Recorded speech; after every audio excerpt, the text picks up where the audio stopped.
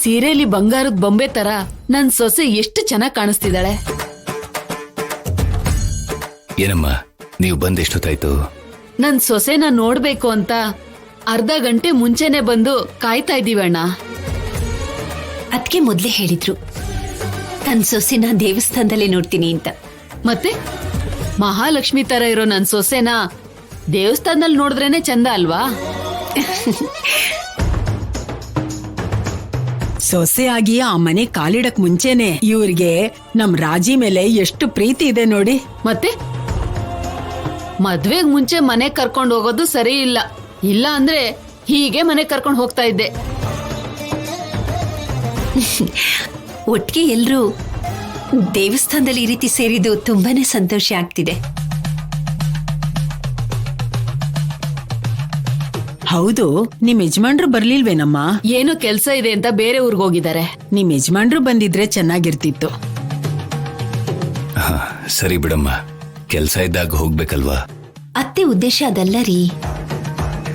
ಯಾವ ದೇವಸ್ಥಾನದಲ್ಲಾದ್ರೂ ಕಾರ್ತಿಕ್ ಮಾಸದಲ್ಲಿ ಹೆಣ್ಣು ಮಕ್ಕಳು ಉಪವಾಸ ಇದ್ದು ಆ ದಿನ ವ್ರತ ಮಾಡಿ ಪೂಜೆ ಮಾಡಿ ಕಲ್ಯಾಣಿನಲ್ಲಿ ಈ ದೀಪನ ಬಿಡ್ತಾರೆ.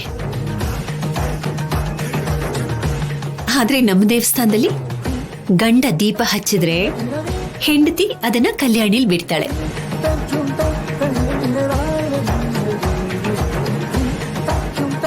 ಅಣ್ಣ ಇಲ್ಲ ಅಂದ್ರೆ ಅತ್ತಿಗೆ ದೀಪ ಬಿಡೋಕ್ಕಾಗಲ್ಲ ಅಲ್ವಾ? ಅವರು ಬಂದಿದ್ರೆ ಚೆನ್ನಾಗಿತ್ತು ಅಂತ ನಾನು ಅನ್ಕೊಂಡೆ, ಆದ್ರೆ ಆಗ್ಲಿಲ್ಲ. ಏನ್ ಪರವಾಗಿಲ್ಲ ಅತ್ತಿಗೆ, ಈ ಸಾರಿ ನಿಮ್ಗೆ ದೀಪ ಬಿಡೋಕ್ಕಾಗದೆ ಹೋದ್ರೂ ಪರವಾಗಿಲ್ಲ. ನಿಮ್ ಸೊಸೆ ಇದ್ದಾಳಲ್ಲ ಪ್ರಶಾಂತ್, ದೀಪ ಹಚ್ಚಿದ್ರೆ ರಾಜಿ ಅದನ್ನ ಕಲ್ಯಾಣಿಲ್ ಬಿಡ್ತಾಳೆ.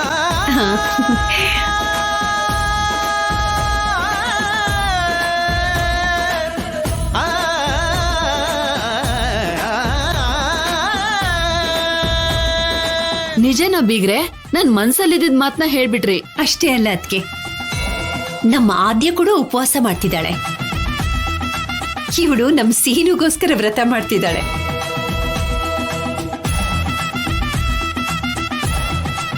ಅಂದ್ರೆ ಆದ್ಯ ಕೂಡ ದೀಪ ಹಚ್ತಾಳೆ ಅಂತ ಆಯ್ತು.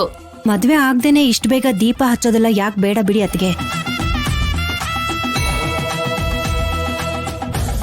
ಅದೇನ್ ಪದ್ಮ ಹಾಗಂತೀಯ? ಸೀನು ಆದ್ಯ ಒಬ್ರನ್ನೊಬ್ರು ಇಷ್ಟಪಟ್ಟಿದಾರಲ್ವಾ? ನಾವು ಅವರಿಬ್ಬರಿಗೂ ಮದ್ವೆ ಮಾಡೋದಕ್ಕೆ ಇಷ್ಟಪಟ್ಟಿದೀವಿ. ಗಂಡ ಹೆಂಡತಿ ಆಗೋರೆ ಅಲ್ವಾ, ತಪ್ಪೇನಿದೆ?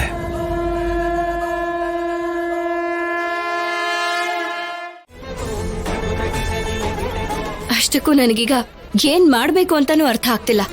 ಅಷ್ಟಕ್ಕೂ ನೀನ್ ಇಷ್ಟೊಂದು ಯೋಚನೆ ಮಾಡ್ತಿದ್ಯಾ ಅಲ್ವಾ? ನೀನು ನಿಮ್ ಸರ್ಗೋಸ್ಕರ ಇಷ್ಟೆಲ್ಲ ಮಾಡ್ತಿದ್ದೀನಿ ಅಂತ ಹೇಳಿದ್ಯಾ? ಹೇಳಿದ್ದೀನಿ,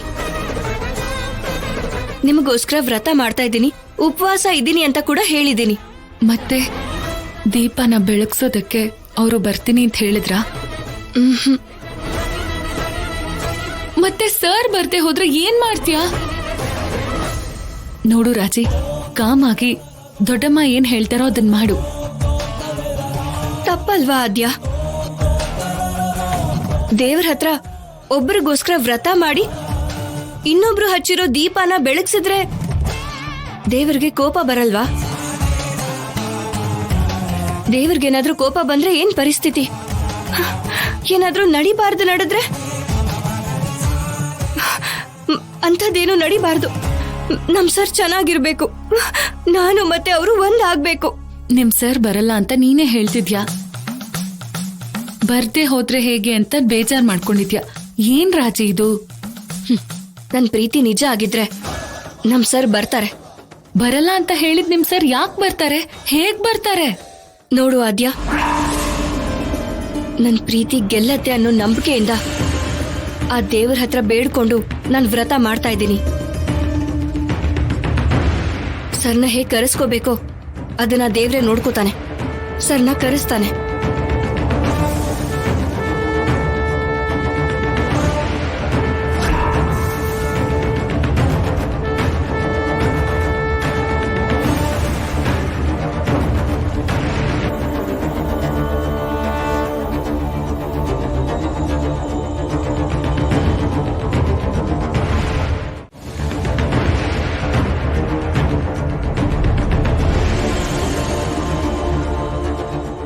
ಓ ಅಲ್ಲಿ ನೋಡಿ ಅಮ್ಮ, ಸೂಪರ್ ಆಗಿದೆ. ಏನಾಯ್ತು? ಏನು ದೇವಸ್ಥಾನದಲ್ಲಿ ಗಂಟೆ ಹೊಡೆದಾಗೆ ಅಲ್ಲೇ ಹೊಡಿಬೇಕಾ? ಏನಾಯ್ತು ಮಾವ? ಲೇ, ಭಾರ ಎತ್ತಿದ್ರೆ ಮಾಂಸ ಕಂಡ ತಿರುಗುತ್ತೆ ಅಂತ ಗೊತ್ತು, ಆದ್ರೆ ಮಾಂಸ ಕಂಡ ತಿರುಗಿದ್ರೆ ಇಷ್ಟೊಂದು ನೋವಾಗುತ್ತೆ ಅಂತ ಗೊತ್ತಿರ್ಲಿಲ್ಲ ಕಣೋ. ನಮಸ್ಕಾರ ಮಾಡಿ. ಸೀನು ಅಲ್ಲಿ ಕಾಣಿಸ್ತಾ ಇಲ್ಲ.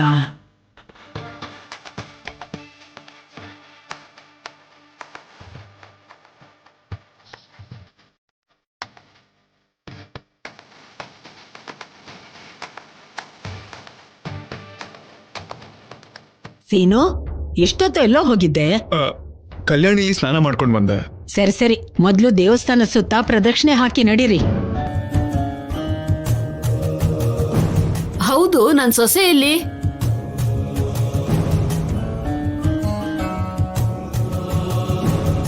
ಇಷ್ಟೊತ್ತು ಇಲ್ಲೇ ಇದ್ಲಲ್ವಾ?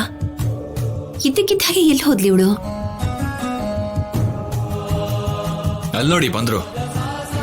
ಮನೇಲಂತೂ ಒಬ್ರನ್ನ ಬಿಟ್ಟು ಒಬ್ರು ಇರಲ್ಲ, ಅದು ಸಾಕಾಗಲ್ವಾ? ದೇವಸ್ಥಾನಕ್ಕೆಲ್ರೂ ಒಟ್ಟಿಗೆ ಬಂದ್ವಿ ಅಲ್ವಾ, ಅಷ್ಟ್ರಲ್ಲಿ ನೀವೆಲ್ಲಿ ಹೋಗಿದ್ರಿ? ರಾಜಲಕ್ಷ್ಮಿ ಏನೋ ಹೇಳ್ಬೇಕು ಅಂದ್ಲು. ಹೇಳ್ಕೊಳ್ಳೋದಕ್ಕೆ ನಿಮ್ಗೆ ಇದೇನಾ ಜಾಗ ಸಿಕ್ಕಿದ್ದು? ಹೋಗ್ಲಿ ಬಿಡು ಪದ್ಮ. ಮೊದ್ಲು ಎಲ್ರೂ ಸೇರಿ ಪ್ರದಕ್ಷಿಣೆ ಹಾಕೋಣ ಬನ್ನಿ. ಬನ್ನಿ.